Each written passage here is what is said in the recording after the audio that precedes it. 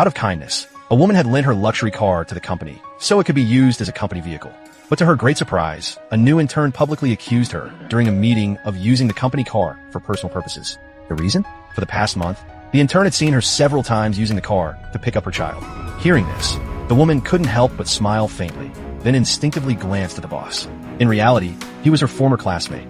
Back when he started the company, she had even brought her family's luxury car to help give the business prestige. Almost all the longtime employees knew this.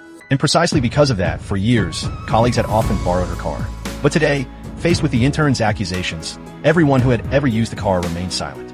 The woman was about to explain the situation, but the boss put on a serious expression and reprimanded her. Rules are rules. Even between old classmates, we must separate personal matters from professional ones. However, since it was her first offense, he said he would be lenient. He simply asked her to hand over the keys starting today, so the car would now be managed by the intern. Seeing his cold and official attitude, the woman gave a frosty smile. When something is free for too long, people start to think if they're right. After the meeting, the intern quickly posted an internal announcement about the punishment. Hearing the whispers of her colleagues, the woman felt her heart grow cold.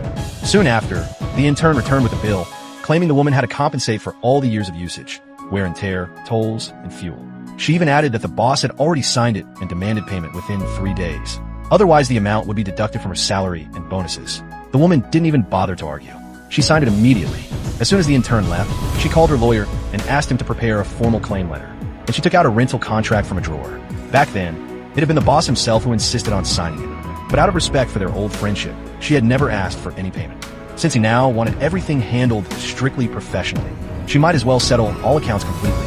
After work, she went to the parking lot, but found the intern emptying out the car.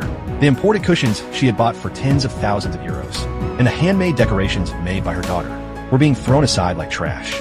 The intern then sat in the driver's seat and even took a selfie. After they left, the HR manager called her, informing her that due to the negative impact of the incident, the company had decided to suspend her. Seeing the post the intern had just shared on social media, the woman couldn't help but laugh. She had never imagined that her former classmate would go this far, just to take possession of her car. The next morning, she arrived at the company, only to discover that her office had already been taken over by the intern. With a triumphant expression, the intern told her that an important client would soon visit the company.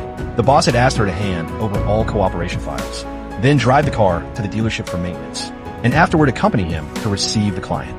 The woman simply smiled coldly without saying a word. She first went to the dealership and gave clear instructions to the manager. As soon as my car enters the workshop, it must be locked immediately.